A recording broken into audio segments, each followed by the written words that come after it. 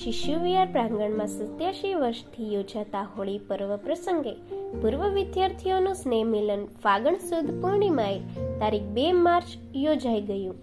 શ્રી હરેશભાઈ ભટ્ટ અને કમલેશભાઈ વેગાડના માર્ગદર્શન હેઠળ ક્રીડાગણના તાલીમાર્થીઓ દ્વારા ડમ્બેલ્સ, લેઝીમ, લાઠીના પારંપરિક ભારતીય વ્યાયામનું નિદર્શન થયું. આ પ્રસંગે શિશુ વિહારની પ્રથમ ટુકડીના વિદ્યાર્થી સ્વ મહાશ્વેતાબેન ત્રિપાઠી તેમજ સાગરભાઈ મહેતાની સ્મૃતિમાં સંસ્થાના પૂર્વ વિદ્યાર્થી અને ભાષાવિદ ડોક્ટર રક્ષાબેન દવે, સનિષ્ઠ શિક્ષક શ્રી કવિતાબેન શાહ તેમજ એરબેઝ રક્ષક શ્રી અનિલભાઈ મકવાણાનું વિશિષ્ટ અભિવાદન કરાયું. સંસ્થાના પૂર્વ વિદ્યાર્થી તથા શિક્ષક શ્રી કોકિલાબેન જાની તેમજ સંસ્થાના પ્રથમ પ્રેસિડેન્ટ સ્કાઉટ શ્રી મનોજભાઈ ઠક્કરના અધ્યક્ષ સ્થાને યોજાયેલ સમારોહમાં ક્રીડાગણના તાલીમાર્થીઓ તરીકે ગોહેલ શુભમ, બારૈયા ગૌતમ, રાઠોડ ઉદય, મકવાણા યશ, પરમાર શુભમ, ગોહેલ કાર્તિક, મકવાણા કુલદીપ, ગોહેલ નીતિન, વાજા ભવ્ય અને વાઘેલા ધ્રુવનું નિયમિત તાલીમાર્થી તરીકે મહેમાનશ્રીના વરદ હસ્તે અભિવાદન થયું. આ પ્રસંગે ઉપસ્થિત 250થી વધુ દર્શનાર્થીઓને સંબોધતા કાર્યક્રમના અધ્યક્ષશ્રીઓએ હોળી પર્વના સાંસ્કૃતિક મહત્વની વાત કરતા જણાવ્યું કે શિશુ વિહારથી જીવન શિક્ષણનું કાર્ય થાય છે, જે નવી પેઢીનું ભવિષ્ય બને છે. આ પ્રસંગે સ્વ મહાશ્વેતાબેન ત્રિપાઠી તેમજ સાગરભાઈ મહેતાના એવોર્ડથી સન્માનિત શિશુ વિહારના પૂર્વ વિદ્યાર્થીઓએ શિશુ વિહાર સાથેના તાલીમી દિવસોને યાદ કરતા ભાવવિભીર બની ગયા હતા. હોળી પ્રાગટ્ય અને ધાણી ખજૂરિયાના પ્રસાદ સાથે આનંદભેદ યોજાયેલ સમારોહમાં હોળી ઉત્સવ પ્રસંગે 6 દયકાનું આયુષ્ય વટાવી ગયેલા વિદ્યાર્થીઓએ ફાગણના ગીત ગાયા અને સ્વરૂચિ ભોજનનો આનંદ લીધો હતો. પ્રતિવર્ષ યોજાતા જૂના વિદ્યાર્થીઓના ભાવાર્થમાં કાર્યક્રમનું સંચાલન શ્રી રક્ષાબેન ભટ્ટે કર્યું હતું.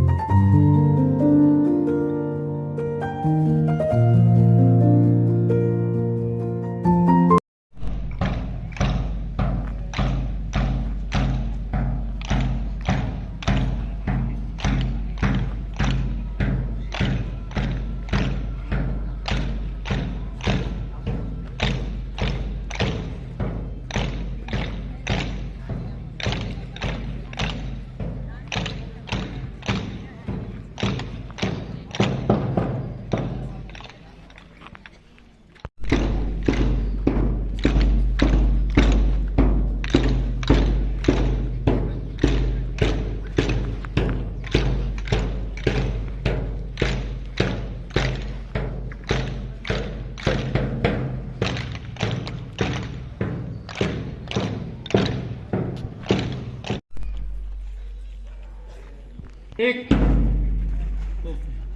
सलामी 2 7 8 1 2